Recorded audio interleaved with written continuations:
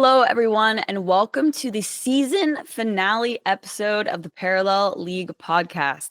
Today, Mookah and I are joined by Swish, who heads growth at Parallel, and this episode is going to be a recap of the championship that so many of us just experienced, and also talking about the future, season 2, and all of that good stuff. So before we get into it, I want to go over some news real quick.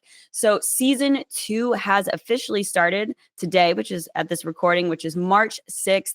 And you can head to parallelleague.game to take a look at all of the events that are leading up to the first major tournament. So if you're wanting to compete, make sure you go to parallelleague.game to take a look at the options for all the competitions. And then also the first open tournament is going to be on March 22nd and 23rd. It'll be a first come, first serve sign up.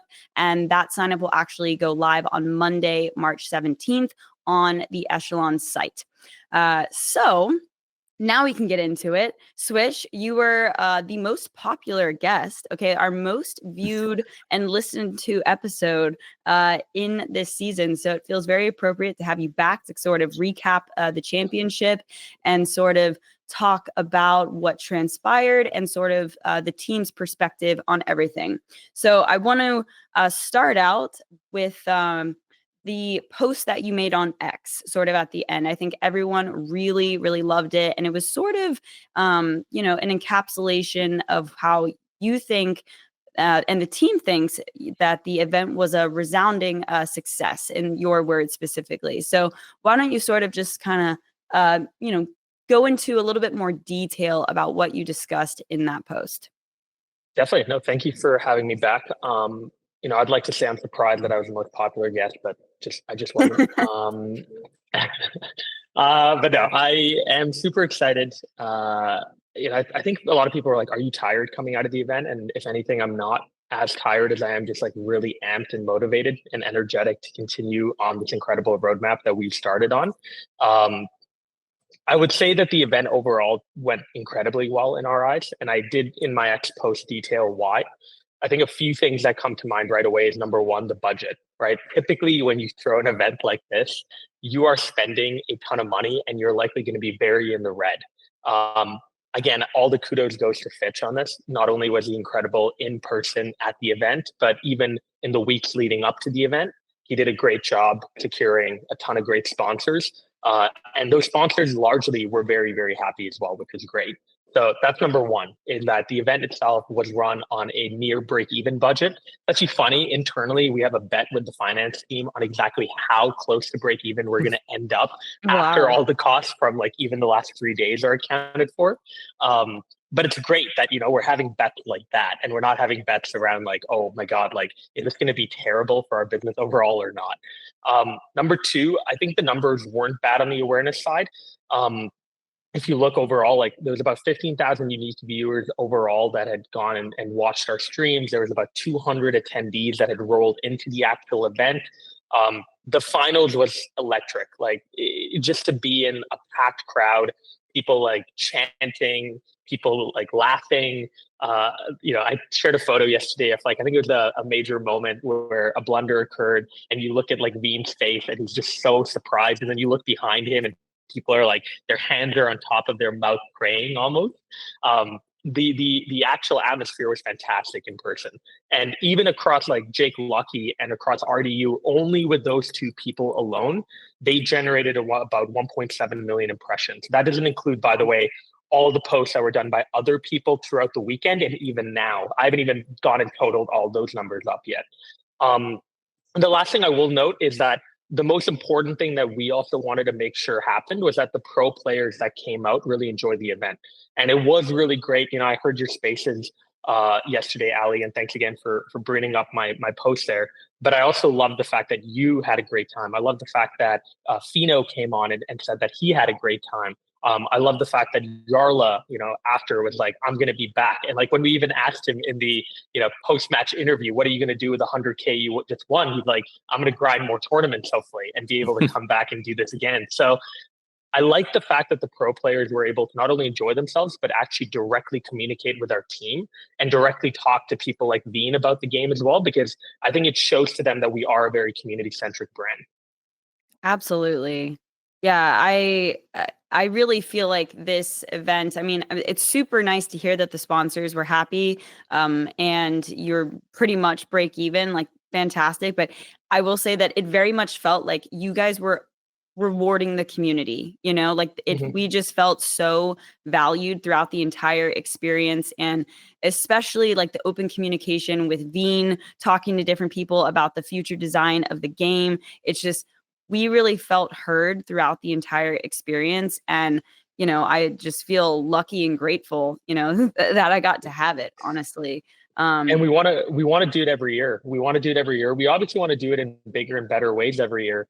But I think the cool thing is that in the event itself, you also not only got to see the TCG, you got to see everything else we were working on too, right? People literally had the opportunity to try out Colony. They had the opportunity to try out the mobile demo on an iPad or mobile. They went upstairs, they'd go to the Sanctuary presentation. That presentation blew my mind when I saw it in person. It was unbelievable to hear Greg and Tommy and Asper talk about Sanctuary, but then you actually got to play a live demo and Wayfinder downstairs. So I think it was great that we also got to show everyone that like all of these things that we talk about on X, they're actually happening, and we've made pretty decent progress on each one of them. And that's why we're very confident that we are going to be back next year, and the event is going to be bigger, and it is still going to be very community centric, but it might even feature other products that we brought, along the ride. The energy I felt from after the event was like super contagious, not only to the parallel community, but to people attending that were just like adjacent to what was going on, that was just watching. There were so many people that I spoke to that were like, I don't really know parallel, but I was there for X and Y reasons. But now I want to check out parallel. I want to see what's going on across all the products and stuff. Like some people were like really excited with Sanctuary. People were at the TCG, but it was just there. Like so many people that I didn't expect. I think we just lost Allie. There's so many people that we didn't expect to absolutely love it, just like fall in love with it. And that was really cool to see. Even like creators were like, I want to do more. I've been like, quote unquote, like half-assing it. Now that I can see what's happening here, I want to do, 10 times more, 20 times more. So it just felt like amazing. And yeah, kudos to you and the team for being so open. I did not expect that. It was like people were like crowded around Veen for TCG stuff. People were crowded around Greg for lore stuff. Nicole was like super open to like showing UI stuff and like hearing input. Like it like all across the board. Everybody was listening and just taking feedback in a way that I did not expect. This doesn't happen like anywhere else in gaming, let alone like coming out of like the crypto sphere or whatever. Yeah, and I promise you, like I don't know if I can even show you guys this, but on Slack right now, like almost every single department, like Veen has shared his update, Nicole has shared his update on like what is the feedback coming out of Worlds and what do we need to focus on. So like it wasn't that we just wrote down the feedback and now we're like, okay, back to our own roadmap. These guys like exactly wrote down the key bullet points that came away from the event and the feedback they got and are now trying to figure out how to intertwine some of this stuff in terms of like builds that we are going to release over the next few months. So I love that. But yeah, overall, like the negativity doesn't really affect me. It's never affected me in my life ever. Like to be fair, I just genuinely feel like if negativity is merited, I'll listen to it. But if it's not merited, I just find it to be hilarious. And the negativity again wasn't like that prevalent. It's just mhm. sucked that some people who weren't even at the event were like trying to take it down. Um, but Yeah. that'll happen, right? That'll happen. And I already told the team as well. I'm like, guys, we can't focus on that. We have way more important things to focus on right now. I literally have a regional launch for mobile coming up in, oh my Lord, 2 weeks. And the whole team needs to lock in and make sure that goes well. Yeah, I think that's probably a good segue. But before we get to talking about mobile, I just want to make the comment that, like, yeah, this solidified, you had the opportunity for this to go well and instill confidence in the existing players and get us enthusiastic to keep going or not. And that certainly was accomplished. And I think that's the really important thing is that, like, seeing the enthusiasm for someone as big of a creator as Tice, loving hanging out with the community and like having great feedback, RDU, like that, that you kept their enthusiasm to continue going for season 2. And then Yep. from, community starts small and then they grow. And so I feel like it really just cemented the existing community. If you felt special to be there and everyone was like, okay, next year, where, when, what's the deal, right? So then now leading into sort of the mobile conversation, because I do think one of the criticisms that I saw, and I do think this is valid, is that some people didn't know really like where to watch it. Like I feel like the marketing for the actual broadcast could have been proliferated a bit more. And that leads into sort of like going hard on the marketing. And you addressed that in your post here, in that like, part of the reason why we haven't gone quite as hard is because mobile isn't available yet. So you want to make sure that it's like worth the punch, right? And so now you can kind of talk about, the regional launches for mobile and sort of the mindset about like marketing it when it's most useful. Yeah, exactly. I think, we released a stream on socials. We had certain influencers and streamers come out and share that they were at the event. We had Discord where we were sharing the fact that the championship was being streamed. But outside of that, like, obviously, if we wanted to, we could have gone and said, we're going to get 20 to 30 more streamers who aren't even coming to the event to just stream the actual championship final. That is something most events do. Most events will pay out of pocket to go and get a bunch of streamers who might not even be even related to their game, but just have a good audience that they want to poach over to come and start streaming the final. But we actively chose not to do that because, again, like I mentioned in my post, even if we got 10 million streams overall, I know that a majority of the people watching those streams don't have a device that is capable of downloading and playing our game yet. And that will change very soon. And I want to wait for that opportunity, right? It's all about understanding that you can't do everything. If you want to do certain things really, really well, you need to focus on them. And then we can move on to the next priorities. And especially for this event, that was our goal, right? Again, run it on a break-even budget. Make sure the pro players enjoyed. Make sure all the in-person attendees had a great time. Make sure, as much as possible, the influencers that we did bring out, like the Jake Luckies and RDUs of the world, are amped to continue supporting our events in the future and be able to showcase all our other products at the actual event. Those were the core goals we went into this event with, and I think we checkmarked pretty much every single one. I am super amped, though, for mobile regional launch because we're on a fast timeline now. It's almost like you have like, okay, this is gonna be a very Canadian example, but like you're at the top of a hill with a toboggan and now you're picking up speed and speed and speed. And we're now going down the hill. It's not like we're at the top of the hill, understanding the landscape. Where do we go? What part of the hill do we go on? It's like, no, we're very much now going down the hill.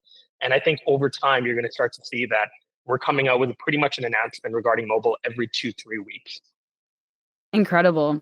Are there more details about like which regions or can you tell us like which regions sort of in order and like roughly timeline? Is that fair game? Yeah, 100%. So March 19th will be Philippines. And I think Philippines makes a lot of sense. A, because of the support we've gotten from YGG, who are directly going to help us with mobile amplification. And then I think B, it is a really great market in terms of the competitive scene. Obviously, a ton of YGG players came out to the Worlds tournament. They're all fantastic. They're all, I know, even more amped to continue promoting Parallel back home now than ever before. So that's number one. Number two is India. We have, again, a partnership with Collective Artists Network, which is the biggest talent agency in India. In India, there's really two things that are below religion, which is cricket and Bollywood. And this talent agency represents both very, very well. Not to say that we're doing an activation with like a Bollywood actor or a cricket player right away, but that is obviously the goal. And Collective has a number of grassroots influencers, events that they're going to be putting on in April to promote the regional launch that we're going to do in India then. And then Brazil in May, we're going to time our Brazil launch with Gamescom LATAM. We're also going to be working with a couple of key influencers in Brazil, some of whom we've actually worked with before, some of whom we haven't worked with before, to promote the kind of mobile regional launch in Brazil in May. And then we have global launch in June. And I think, post global launch, where global launch, means North America, Europe, all of these countries getting mobile, we are pretty excited about the fact that we can just fully turn on the jets, meaning we can do cross-play tournaments across mobile and PC. We can do in-person activations at events because you know, you might think that it's great to go to a gaming convention and promote a game. It's hard to do that when you have to tell people to go home and download a game on their PC, because they're going to be barraged by a ton of other marketing material, and they might forget by the time they get home. But if I'm at a booth and I tell someone, pull out your phone right now, download our game, or scan this QR code, it's infinitely easier to be able to attribute downloads from that type of approach. So we're going to try to do that. We're going to turn on the jets on influencers, on streaming, and trying to get, you know, much bigger people to continue to promote the game, assuming that it's good, which obviously by the time we get to global launch, we'll be able to stress test the game pretty well, not just in terms of the game itself, but the game's bandwidth across different regions across the world. Awesome. Yep. And so far, how has I have been testing, but you know, as a you know, kind of collective opinion from the team, how has mobile testing been going thus far?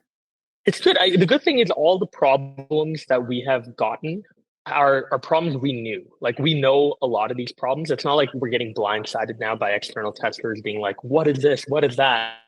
I will say, like, I played mobile for the last 2 weeks. I'm pretty addicted to it. I've been playing pretty much every day. Even on the flight over to Vegas, I used airline Wi-Fi to connect to the servers and play like an AI match. And I thought that was pretty cool, right? And it held up. Obviously, right now, mobile is a little bit frustrating because a couple buttons don't work the way you want them to. There's a couple of delays at different parts, but overall, the experience is pretty great. Yeah, my experience has also been pretty great as well, and that was one of my favorite things. Is, you know, you had Nicole at the championships asking everyone's opinions about like where the relics should go. What do you think of the paragons? Like, it just was, there was so much opportunity for feedback, and so that was really amazing to see. Yeah, and it was really cool to see how the game also plays on iPad. Like, the game looks I really great on that. iPad. Yeah, so I might just buy an iPad. Yeah. I thought about it. I am actually in the same boat. After playing it on there, I was like, this is amazing. Yeah. Oh, card game on gaming on the tablet is peak. Always been like, it's just such a like fluid experience laying in bed on it's I can't recommend it enough. And then also one more thing, in terms of timing, the expansion release is going to be after global launch. Is that correct? Yeah. So we were looking critically at when would be the right time to put out our expansion. Again, I don't know if we've actually announced the name. Have we announced the name? Yeah, Deception. I think it's been announced. Yeah. It's been announced. I'll take the blame of throwing it out there. Mookah unveils. Mookah unveiled expansion set. I love it. Deception. Yeah. And you know, we thought about it and we were like, well, if a bunch of new people are coming to the game in, you know, March, April, May, June, it kind of doesn't make sense to put Deception release around that time, because you're going to get a lot of people who come in being like, wait, I'm like just starting to learn the game and they just dropped in a new expansion set. So it might make them feel like they're a little bit behind. And obviously also from a monetization perspective, you know, if we are trying to get to critical mass and we do see kind of, you know, we have clear line of sight to that by, you know, August, it probably makes a lot of sense to wait until August to release Deception. Doesn't mean, by the way, that we might not do like a pre-sale in like July or June, but I don't think you can expect Deception in game until August. Okay. Well, can't come soon enough because but I will say, like, the time does go by fairly quickly, and with all of the different, like, I mean, with season 2 starting for the competitive league, like, there's going to be so much in that time leading up to it. Is there anything else that you can speak to about season 2 with esports? Yeah, I know there's a lot of convos happening internally about how to make things a little bit different from last year. I don't think we're deviating too far, but I think we are obviously responding to some of perhaps the mistakes that we made in season 1 and making sure that we don't make the same mistakes in season 2. It is also really cool that in season 2 we're going to have a much bigger prize pool. I think the prize pool itself for this season is going to be about $1 million overall. So there's just a ton of money up for grabs. And again, going back to like the criticism, blah, blah, blah on Twitter. I mean, I know one of the things that was criticized is why Parallel is getting into esports. And it's like, I think at the end of the day, like, we just want to make sure that people know that, hey, if you take this game really seriously, there is a home for you. But not only a home, there is a very clear, viable path for you to do this full time. And I just want people to know that we're thinking about it in that way, because a lot of games don't end up thinking about it correctly, or they never even get into it. Versus we thought it's better to just plunge into esports as well, but do it obviously in a way that's responsible, in a way that is fun, and in a way that can ideally bring other community members along for the ride, so that it doesn't just feel like this is an experience for like 16 people every single year. Yeah. Actually, I'm Yeah. kind of Mookah, I'm curious, like, of your opinion on this, and just sort of a general conversation of the amount of criticism of, like, going the esports route. Because to me, the pro players, like, you have someone like Tice, who's an incredible content creator, but he's a super competitive person, right? And so the hardcore people that are going to be playing the game, and potentially some of your best ambassadors and creators for the game, want the competition. So, well, like, where do you think the criticism, both of you, where do you think the criticism is, like, stemming from the most, I suppose? I can go Mookah? first if you know. Yeah. Mhm. I mean, Parallel's coming out of a very native, like a new space, right? Like games coming out of this space don't happen too often on this level and have to take probably different approaches than like normal games that have to go ground up due to like, circumstances of criticism, blah, blah, blah. So I resonate a lot with Parallel's approach because it's more of like top down, like show the competitive people this is a legit game, this is good, we care about your skill and that kind of stuff, and then have that drive trust downwards. Whereas like other games in like the traditional space, I hate to make the comparison, but I feel like it has to be done, but like it's more like ground up and stuff like that because they don't come with the same barriers. And like a lot of criticism is coming from the space within that Parallel is now grew from, and is trying to take along with them, that criticism there. And I think a lot of that is through just distrust across the space as a whole. There are bad actors, there are companies that have mismanaged funds. So there's always that level of scrutiny of like, okay, this is a lot of money. Like, is this sustainable? What are you going to do from there? So I don't think it's coming from a bad place, but I think it's like maybe they don't have the full picture of like what's going on. And because of that, they feel like anytime a lot of money is being used to kind of like promote the scene, it's being done negatively rather than quote unquote like fixing the game. But we know from especially from if you went to the event, how serious the team is about making the game better, making the field better, the state better on all angles and all fronts across all products. So that's something that people aren't looking deep into to see what's happening. It's more like, this is what I saw at X point, this is how it's going to be forever. It's not going to work.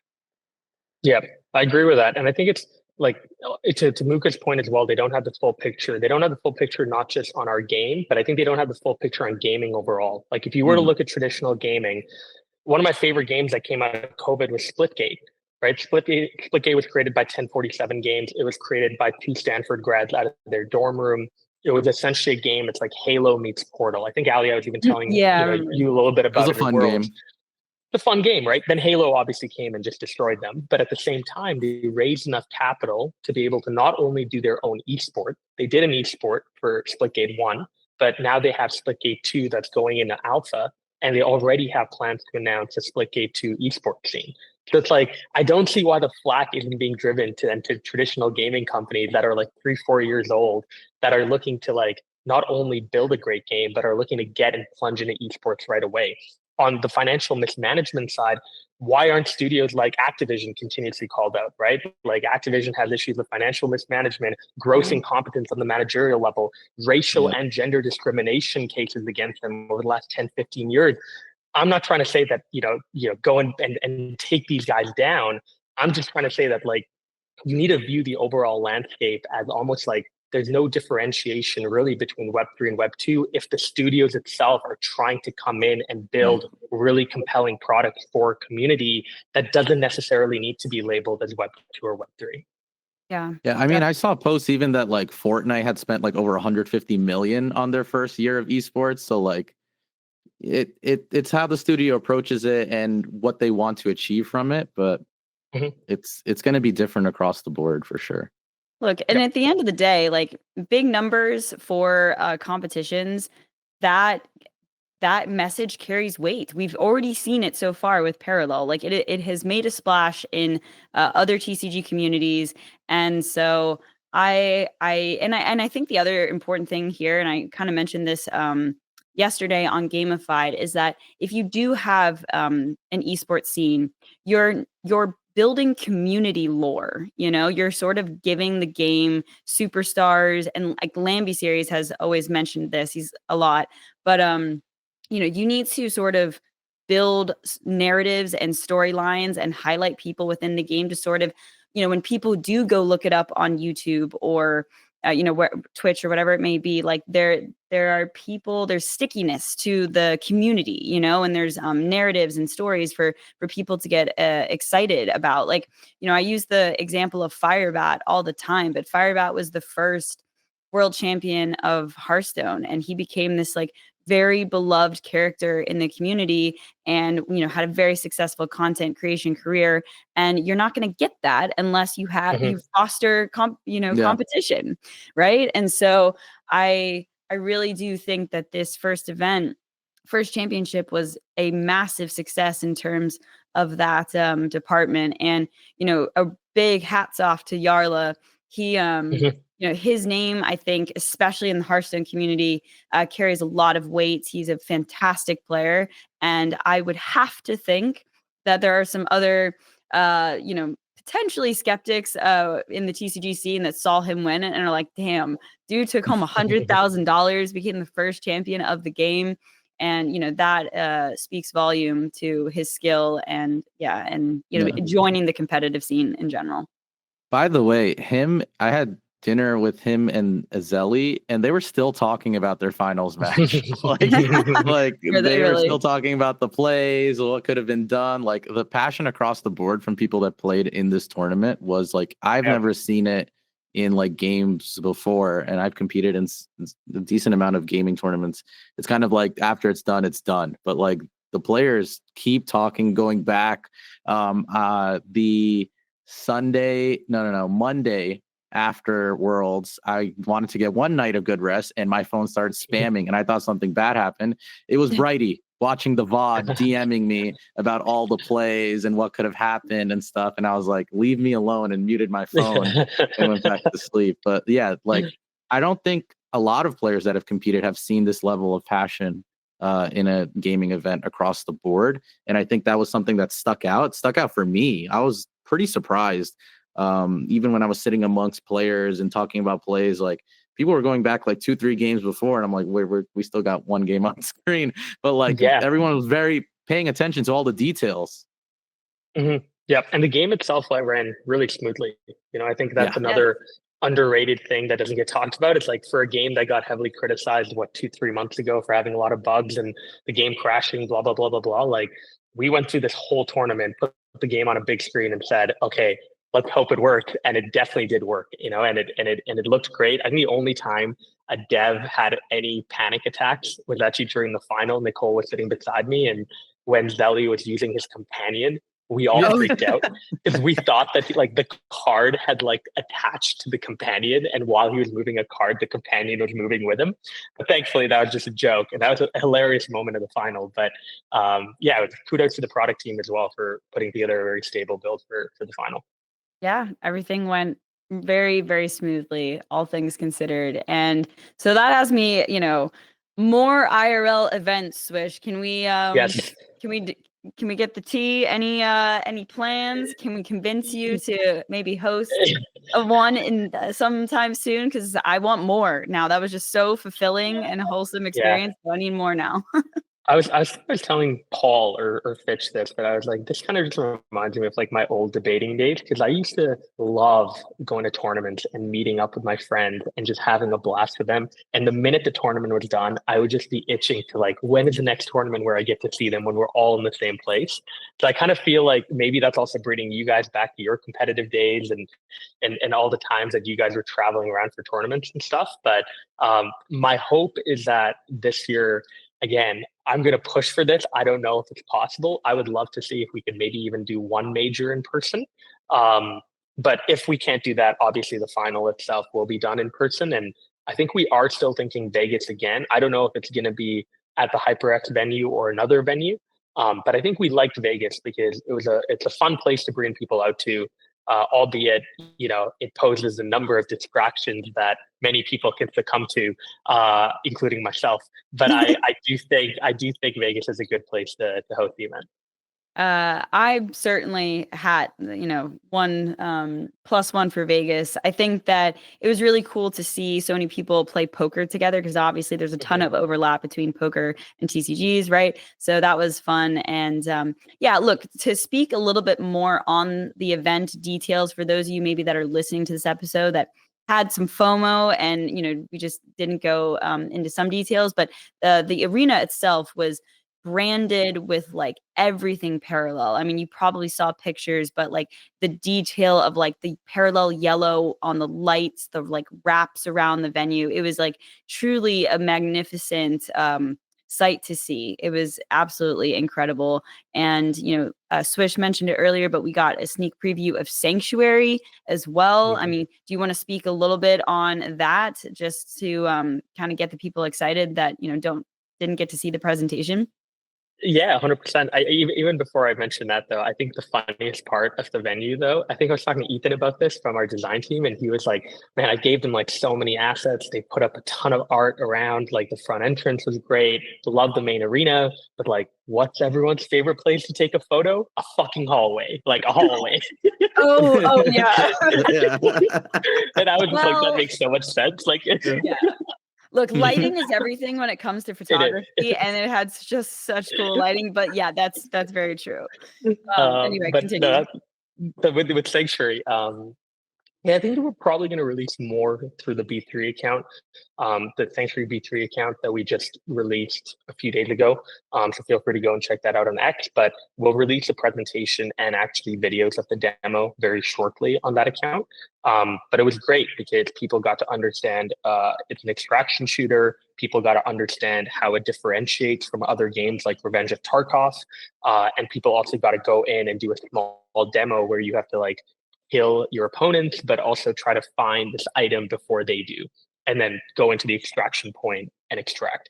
So that was very neat. I think the best part of the presentation, honestly, was just seeing the passion that Astro had. Astro is a former professional Destiny 2 player. He's one of the best Destiny players.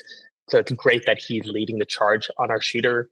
Greg is also part of it. And Greg, again, is just lore master supreme, unbelievable at coming up not only with characters, but stories. And he's building the story for the shooter. And then Tommy, his entire career was spent with AAA gaming, specifically with shooters. So it's great that he's part of the design and the interactive design element of the game. So it's great that those three were able to do the presentation, answer a bunch of questions. It was also nice that B3 was able to come out and they were able to directly see the demo and kind of see the progress of the game that they're working with us on. So all things considered, I was very, very happy. The only problem I had with the presentation is that the room that we used was like literally a sauna. It was so hot that we had to buy 3 fans, and even that didn't help. So that was the only negative part of VIP room 1 where the Sanctuary demo was.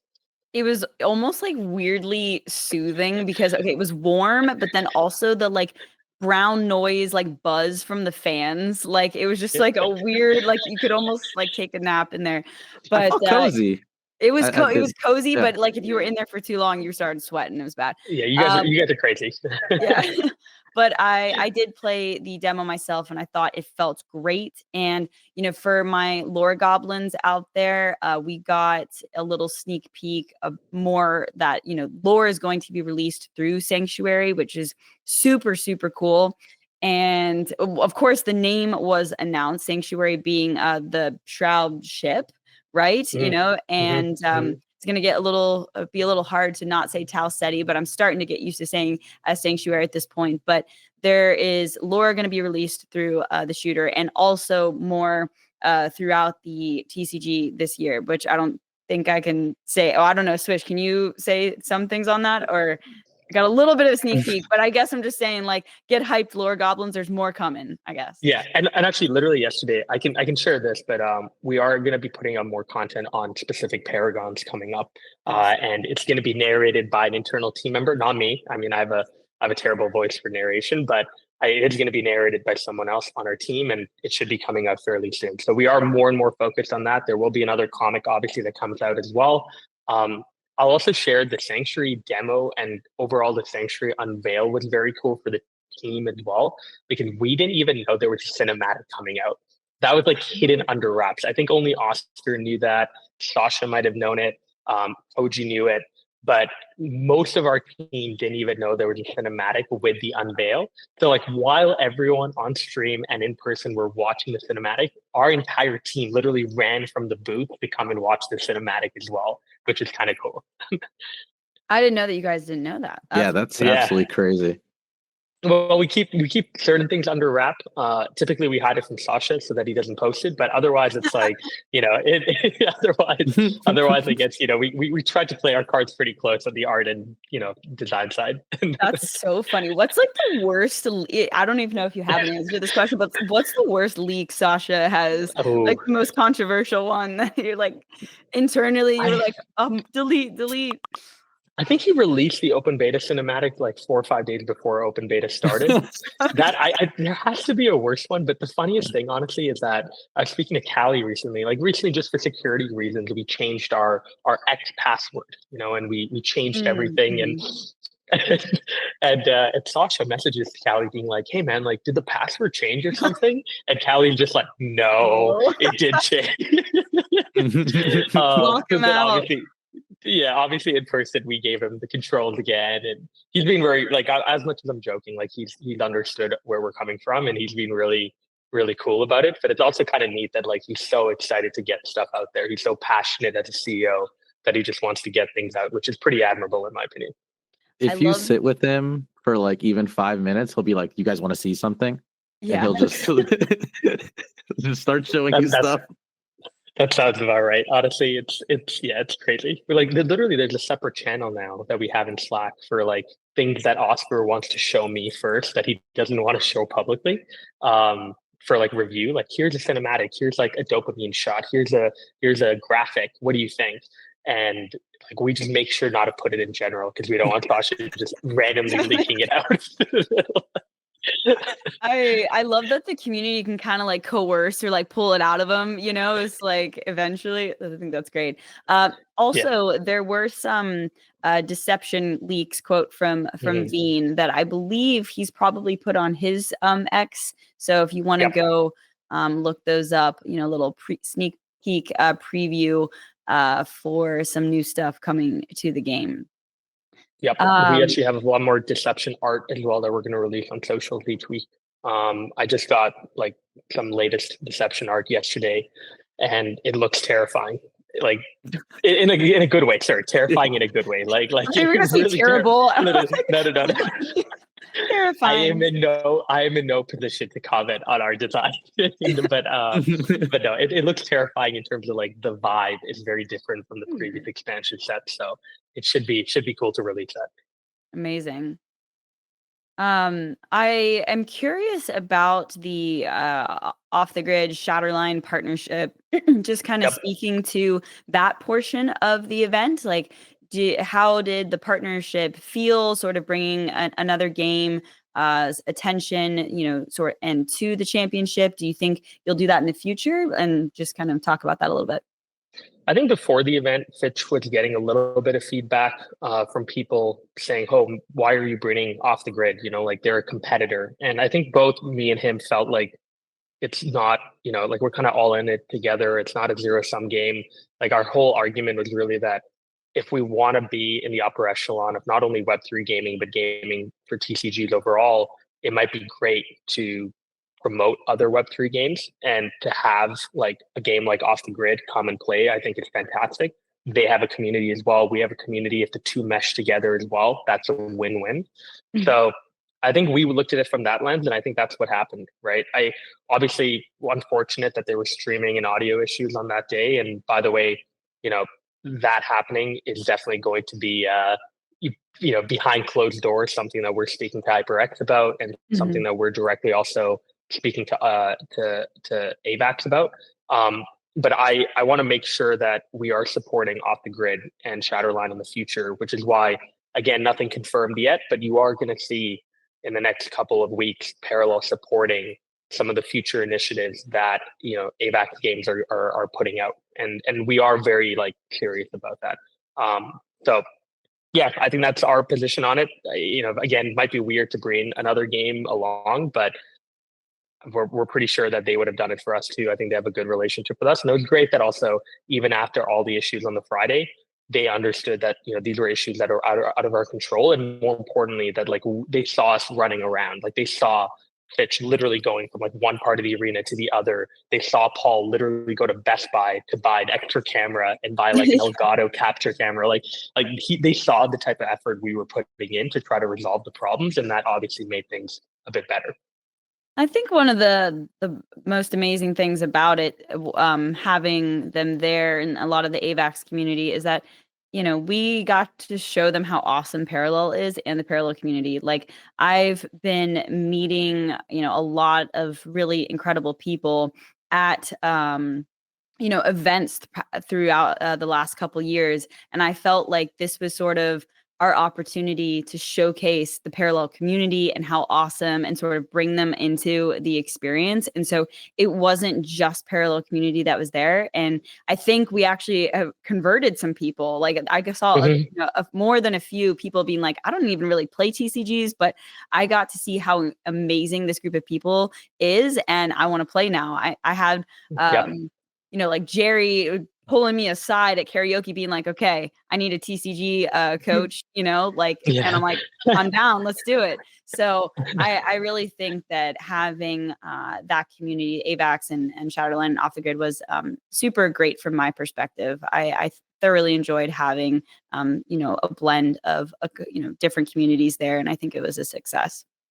Yeah, definitely agree. I think we do it again as well, by the way. Like next finals, I don't think we would just have a Parallel only event. I think on that Friday, it makes sense to like have one or two other games there, bringing their communities over. Because I just think, again, it's a win-win. And especially with Web3 gaming, given how nascent it is, like, I don't think we should be in this kind of situation where we're like trying to, hey, my game is intrinsically competitive with your game because you're a Web3 game. I just don't see it that way. Yeah. I agree. For sure.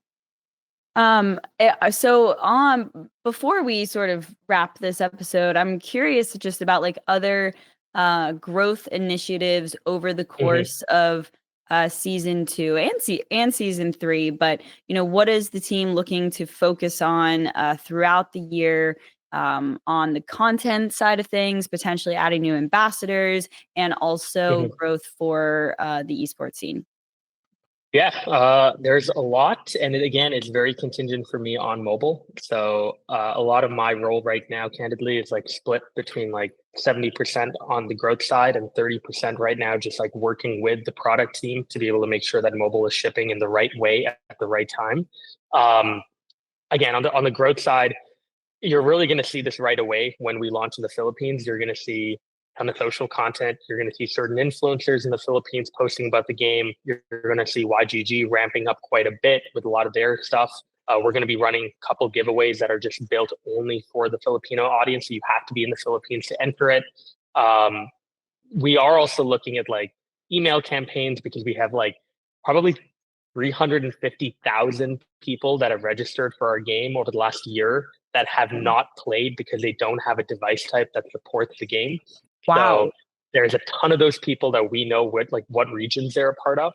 And we know that we can directly email them now saying, hey, thanks so much for your patience. The region that you're in happens to be a region that we're launching mobile in, come play. So that's all happening. I think we're also, by the way, in the same way that we're going to like look to expand certain pillars, we're also going to critically analyze which ones are and are not working. So even next week, like I have Q1 goals that I've given to each pillar head. I call them pillar heads again, going back to the old episode, it's a bit weird, but pillar heads are essentially like, if you're in charge of social content, that's a pillar. If you're in charge of campus program, that's a pillar. We're going to do a review not only on how we did with Q1, but we're going to set Q2 goals. And honestly, for certain pillars, we might knock it out altogether and just say, this is not worth it anymore. One good example of that was about a month ago, we removed our Japan marketing program because we just felt like we were a little too early in Japan. There are other regions that are a little bit more compelling to us than Japan. I think Japan is still great for physical packs and comics, but perhaps on the game side to promote the game and get players in, it's not going to be as easy for us as a team to do it. So that's what I mean when I say like, I'm excited about growth overall, because we're not just, trying to add. We're trying to like critically look at what's working and what's not, remove things that aren't working. And for things that are showing a lot of promise, again, just start to double down on those. Love it.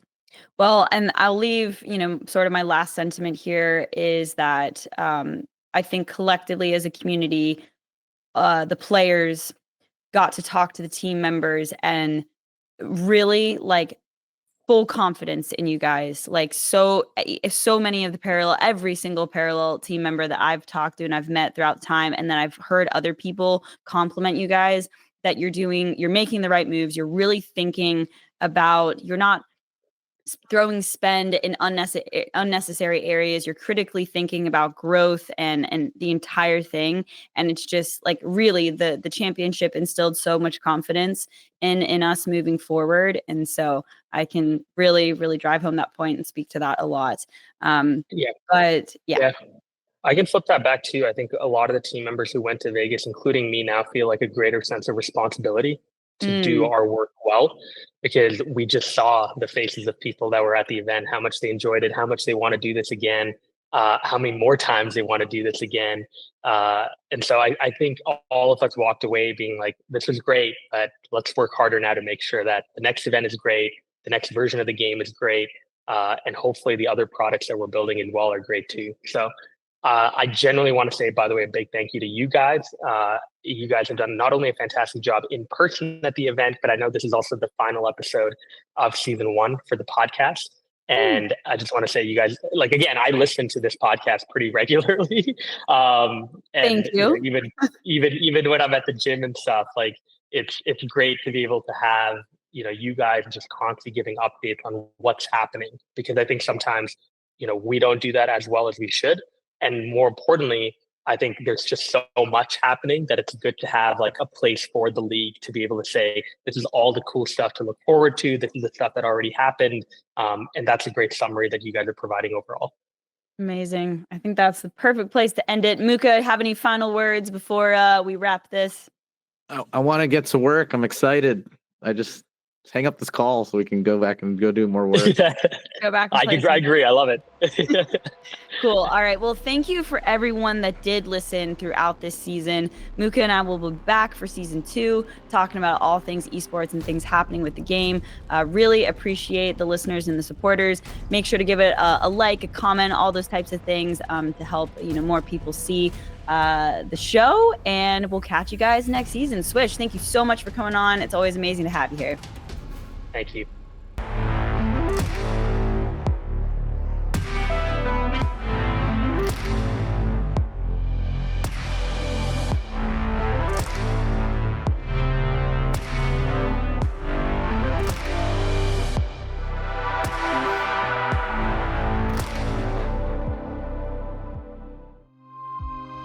This was a 983 Media Productions podcast.